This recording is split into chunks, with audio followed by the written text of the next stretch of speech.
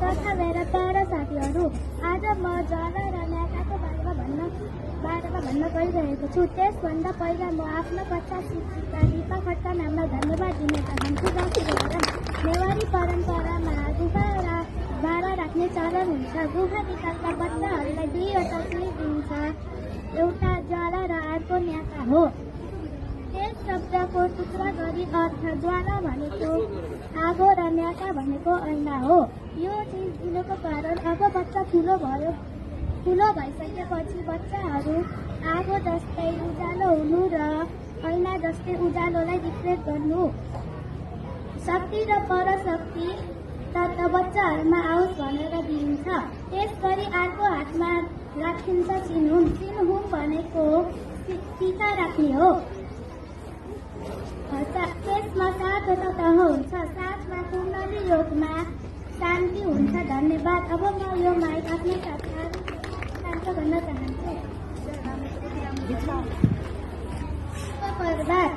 यहाँ उपस्थित हुनुभएको सम्पूर्णजनालाई म कक्षा 4 की छात्र आरोह श्रेष्ठ नमस्कार। आदरणीय प्रधानाध्यापक, सहप्रधानाध्यापक, गुरुवर्ग, दाजुभाइ, दिदीबहिनी र मेरा प्यारा साथीहरू, आज म हजुर अगाडि इन्द्र जात्राको बारेमा भन्न गइरहेछु।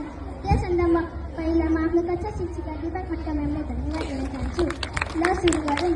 इन्द्र जात्रा नेपालको वर्षा र खेतीपातीको देवता तथा स्वर्गका राजा भगवान इन्द्रको सम्मानमा मनाइने प्रसिद्ध पर्व हो। यो विशेष गरी काठमाडौँ उपत्यकामा बसोबास गर्ने नेवार समुदायले धुमधामका साथ मनाउँछन्।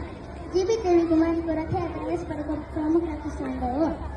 यो जात्रामा परम्परागत लाखे नाच प्रदर्शन गरिन्छ। विभिन्न स्थानमा दीप बालेर भगवान इन्द्रलाई सम्मान गरिन्छ। इन्द्र जात्रा भदौ महिनामा पर्दछ। धन्यवाद। अब यो माइकमा आरोह श्रेष्ठ नमस्कार। आदरणीय प्रधानाध्यापक, सहप्रधानाध्यापक, गुरुवर्ग, दाजुभाइ, दिदीबहिनी र मेरा प्यारा साथीहरू, आज म हजुर अगाडि इन्द्र जात्राको बारेमा भन्न गइरहेछु।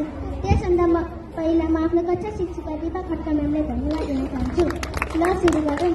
इन्द्र जात्रा नेपालको वर्षा र खेतीपातीको देवता तथा स्वर्गका राजा भगवान इन्द्रको सम्मानमा मनाइने प्रसिद्ध पर्व हो। यो विशेष गरी काठमाडौँ उपत्यकामा बसोबास गर्ने नेवार समुदायले धुमधामका साथ मनाउँछन्। जीवित देवी कुमारीको रथयात्रा यस पर्वको प्रमुख आकर्षण हो।